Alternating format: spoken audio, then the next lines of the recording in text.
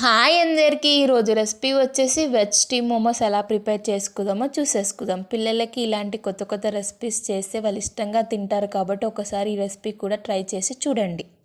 ఇంకా రెసిపీలోకి వెళ్ళే ముందు మా ఛానల్ని లైక్ చేయండి, షేర్ చేయండి, ఇంకా సబ్స్క్రైబ్ చేసుకోండి.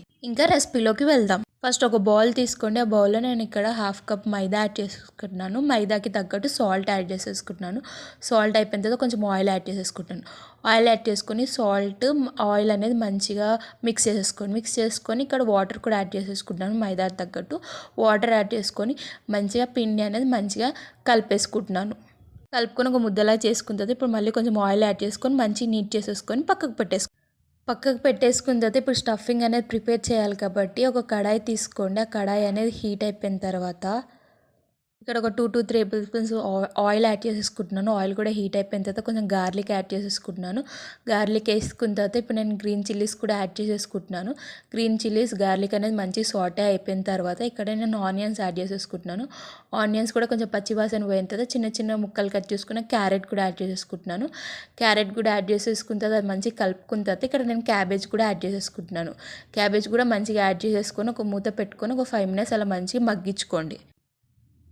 మగ్గించుకున్న తర్వాత ఇప్పుడు నేను స్టఫింగ్ తగ్గట్టు కొంచెం పెప్పర్ పౌడర్ సాల్ట్ యాడ్ చేసుకున్న తర్వాత మంచి మిక్స్ చేసేసుకొని స్టఫింగ్ అనేది పక్కకు పెట్టేసుకోండి.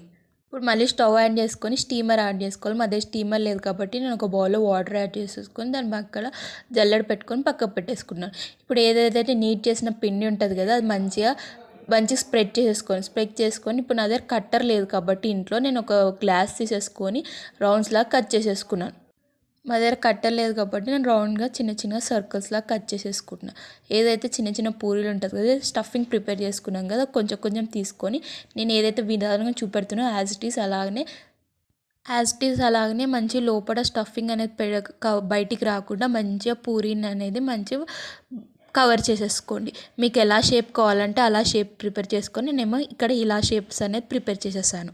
షేప్స్ అలా ప్రిపేర్ చేసి ఒక్కొక్కటి ఆ స్టీమర్లు అనేది పెట్టేసుకున్న తర్వాత మంచిగా అన్నీ స్ప్రెడ్ చేసుకున్న తర్వాత స్టీమర్ మీద మూత పెట్టేసుకొని ఒక 5 to 10 minutes దాకా 5 to 10 minutes లేకపోయినా ఒక 10 to 20 minutes దాకా మంచిగా స్టీమ్ చేసేసుకొని మంచిగా హాట్గా సర్వ్ చేసుకుంటే మీకు వెజ్ స్టీమ్ మోమోస్ అనేది ప్రిపేర్ అయిపోతుంది.